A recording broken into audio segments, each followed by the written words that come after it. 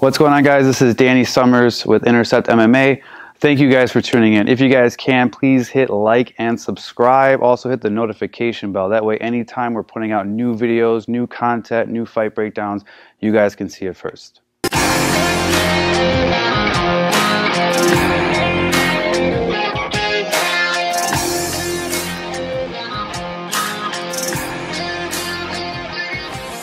What's going on, guys? Coach Dan, I'm here with Coach Tyler. What we're going to be getting into is a mount escape.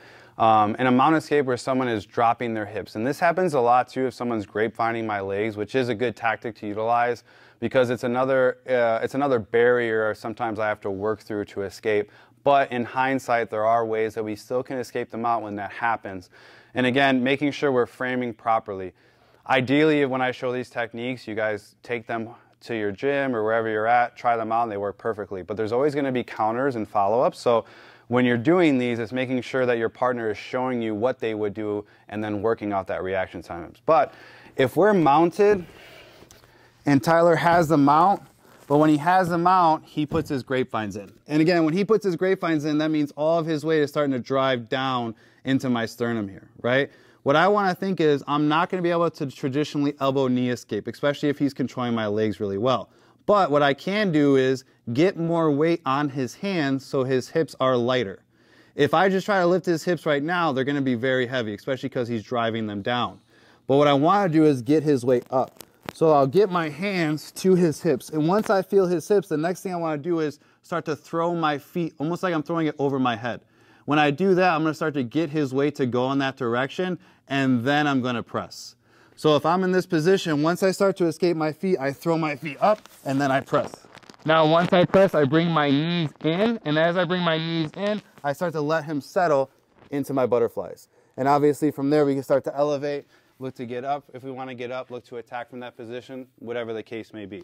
So again, if he has me in that mounted position, we're here, we're mounted, he starts to put his grapevines in, I can start to feel that pressure coming down. His hands are posted. It's sometimes hard for people to maintain this position and have both hands off the mat, right? You don't really see that too often. If they do, then they're very freaking strong. So again, hands are gonna go to his hips. And I wanna make sure I feel his hip bones in the palm of my hands. From there, to clear my legs, I'm just gonna kick out, and then from there, I'm gonna throw my thighs into his butt.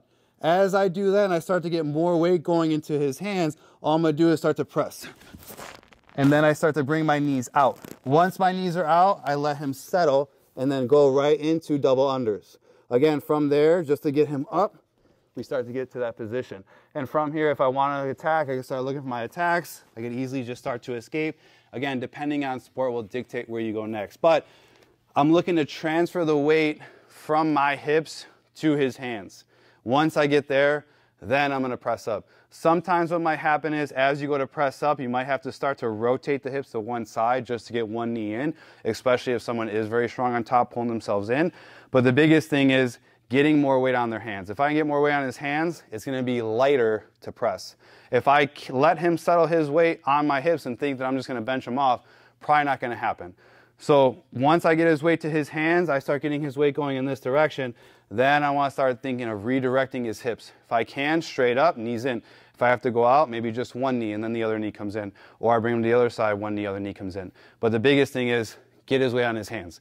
If his weight are on his hands, it's harder for him to drop his weight on your chest. Give it a try.